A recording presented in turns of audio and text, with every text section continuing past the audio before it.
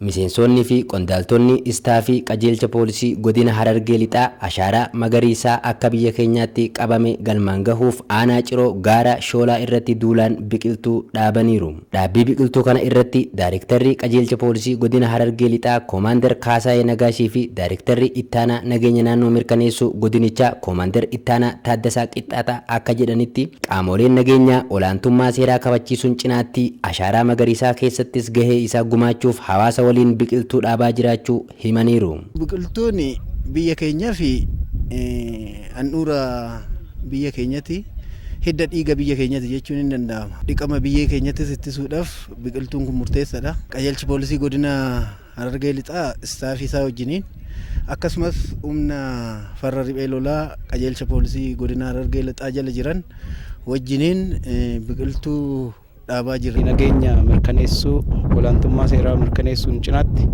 biyyi keenya immoo akkasuma ashaaraa magariisa kana hundeetti gammoojjummaa isaa ta'uu rakkoo adda addaa keessaa bahuu dandeessi waan ta'eef kan immoo qaamni nageenyaa kun gumaacha isarraa barbaachisu akkuma lubbuu isaa fi dhiiga isaa kennaa jiru asirratti hirmaatee hawaasa wajjiniin yookiin qaama biraa wajjiniin ta'uudhaan ashaaraa magariisaa kana keessatti hirmaachuun barbaachisaa ta'uu isaa beeknee naannoo kanarratti miseensota keenyas qabannee nutis asirratti hirmaannee jirra. Miseensonni dhaabbii biqiltuu kana irratti hirmaatan dubbifne tokko tokko faayidaa biqiltuu hubachuun hamilee guutuun dhaabaa akka jiran dubbataniiru. Fedhii guddaa qabna, gammachuullee guddaa qabna. Maaliif itti gammannee too fedhii qabaannaa nu dhufnee dhaabne biqiltuu kun of durallee waan dhaabnu fedhiidhaan kaka'umsaan haala gaariidhaan ni kunuunsinaa. Biqiltuu magariisa jechuun baay'ee barbaachisaadha.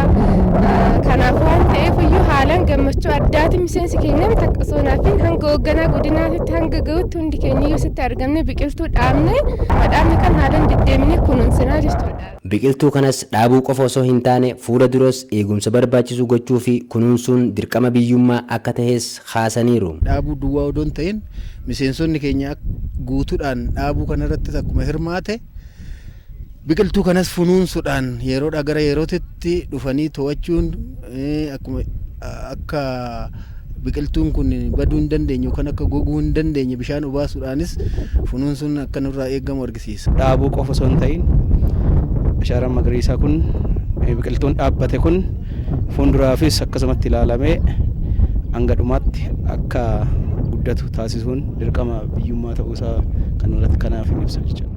Kana malees miseensonni fi qondaaltonni poolisii kun akkuma dhaabbii biqiltuu kana irraa deebi'aniin mooraa qajeelcha poolisii godina Harargee lixaa keessattis biqiltuu kan dhaaban yoo ta'u akka waliigalaatti qaamolee nageenyaa godina Harargee lixaatiin biqiltuun 296 ol kan dhaabame ta'us ibsameera.